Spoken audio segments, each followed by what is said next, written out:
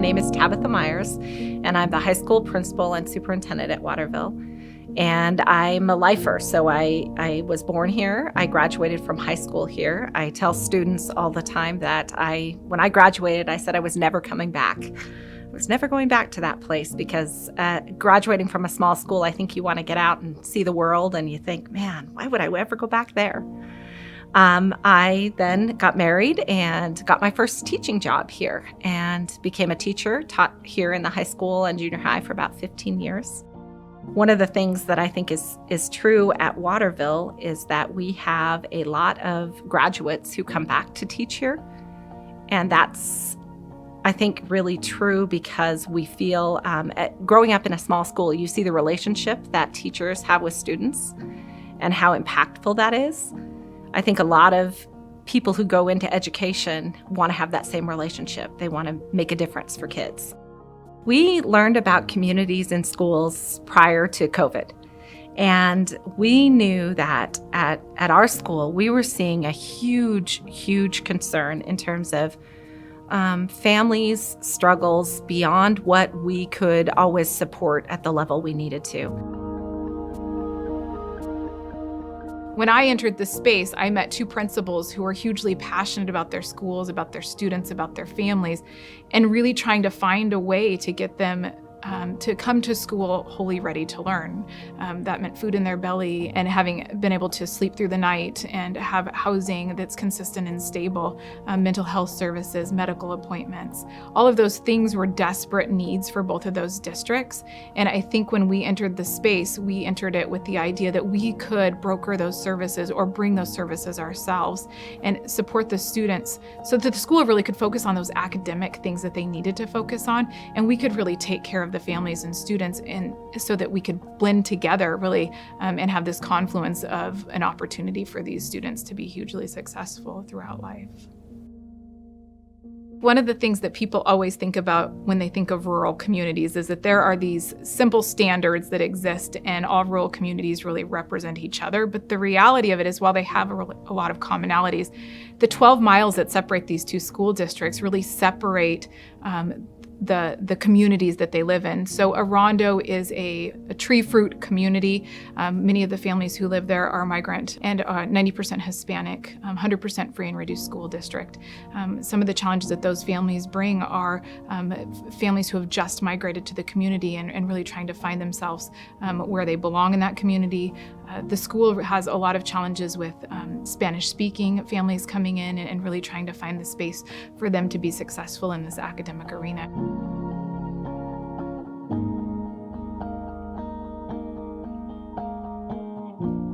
When I was a very young kid, I want to say first grade, we had traveled with my family to Mexico with my parents to visit family. And when it was time for us to come back, my parents weren't documented, so for them to get across the border was not easy. I crossed the border with one of my aunts who was a citizen, and we waited for my parents on the other side of the border. At that age, I got the concept of how difficult and how rare it was for my parents to be able to be here. It took them, I want to say 2-3 weeks to actually finally be able to cross the border. And when we finally got back up to Yakima, I remember I was traumatized because being migrant workers, you'd often hear about the immigration raiding, the packing sheds and the fields, which was what my parents did. And now I understood, I physically had seen how difficult it was for them to get here. So that terrified me as a little first grader. And so when they would drop me off at school, I'd bang on the doors in the school just crying. I didn't want my parents to leave because I was afraid that one day they'd be gone. My father actually ended up being deported when I was a junior in high school.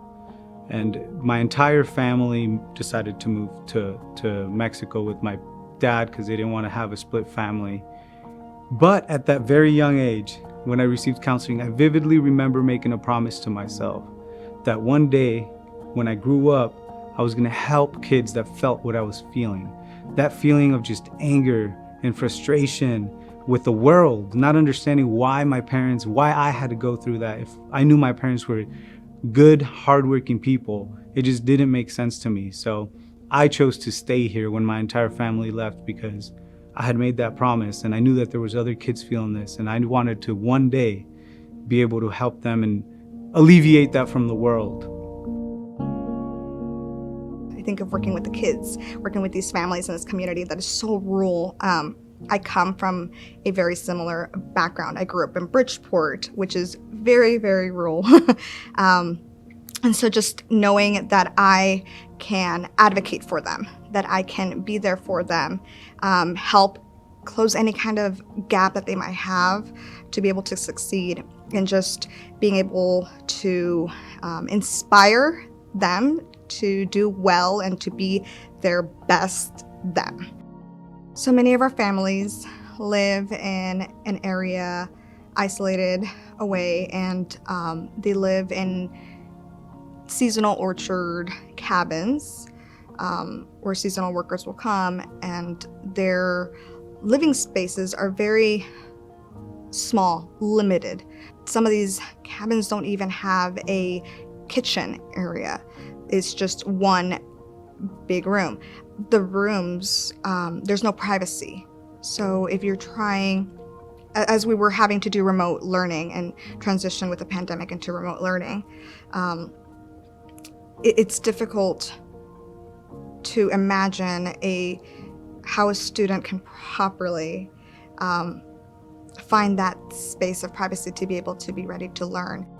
I feel very blessed that I have had the opportunity to be able to be welcomed into these communities and by these families, to be able to bring yard school, social emotional learning yard school into their homes. I follow a research-based curriculum, and it's called Strong Kids. I bring it with me, and I have my bag with my curriculum, with all my tools. I bring toys with me, games that are a variety of games because different kids like different things. And I go out to these homes and I work with students. I have them come outside. During our warmer weather, it was very much like a picnic style learning outside, lay out a blanket, we all sit there and engaged, learn, and it is very fun. I am able to teach and help students learn new coping skills, learn skills that'll help them during stressful times. So Adriana, I would say, is currently the student that I'm working with very, very hard. He is also of a migrant background whose parents also live in Mexico. So he's a very, very similar situation to myself. So I see myself a lot in him. So I find myself a lot of the time being super passionate about supporting him because really I see a lot of commonality in ourselves. He's a English language learner, so he's currently still focusing on learning his English. So I feel like in a rural community that's primarily white, there's a 20% Latino population up here, and staff just isn't quite representative of those 20% students. So coming into this role at Waterville High School, I've been able to be someone for him, especially as an English learner, to be able to really connect and see himself in me. And I feel like it's also been motivating for him as much as it's been motivating for me. Pues la diferencia es de que cuando llegué aquí no sabía qué hacer. No entendía mucho inglés, no sabía qué tenía que decir o si alguien me iba a poder ayudar, porque en la anterior escuela no había personas que hablaran español y era un poco más difícil. Y pues tenía miedo porque decían que aquí era una escuela más chica, entonces no sabía qué hacer realmente. Entonces llegué, no hablaban español más que 2 personas y era difícil poder entender y poder obtener ayuda de ellas. Cuando llegó Edgar, pues fue muy bueno porque habla español y me pudo ayudar en bastantes cosas, como en las aplicaciones a la universidad, y también me dio comida y me ayudó en varias cosas. La verdad fue muy bueno que él haya venido a esta escuela. Y era como que no sabía qué hacer, no sabía a quién pedirle ayuda, tampoco tenía dinero para pagar a alguien que me ayudara. Entonces era como que no tengo quien me ayude, pero pues tengo a Edgar ahora. Y era como que siempre que tenía algún problema, alguna dificultad, ir con Edgar porque él me puede ayudar. Y pues me entiende también, porque habla mi idioma. Entonces es como que es una ayuda grande, ¿sabes? Como que si no estuviera él, realmente no hubiera hecho nada. Realmente yo creo que ya me hubiera regresado a México o no sé dónde. No sé qué hubiera hecho, la verdad.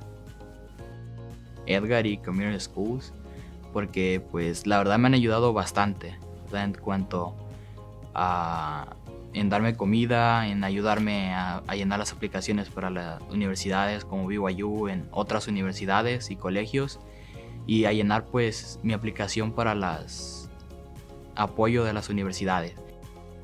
Me ayudaste a pensar en mi futuro, en mis universidades, cómo me iba a sentir yo, qué necesitaba hacer y qué es lo que realmente quiero en mi futuro, qué realmente yo quiero hacer en mi futuro.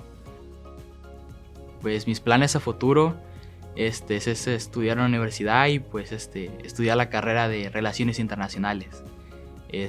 Me gusta mucho la idea de aprender otras culturas y poder ayudar a las empresas o donde yo trabaje a futuro a entender más de otra cultura. Me gustan los negocios. Pues yo estoy muy agradecido con Community Schools porque me ha ayudado bastante y también estoy agradecido con las personas que dan donaciones y brindan sus esfuerzos a la Community Schools porque ayudan a bastante jóvenes como yo que venimos y no entendemos nada. What I have quickly found about communities and schools is that the model works. I've seen it with my own eyes. And really, we're not just helping students succeed in school and graduate school. We're also helping them succeed in life.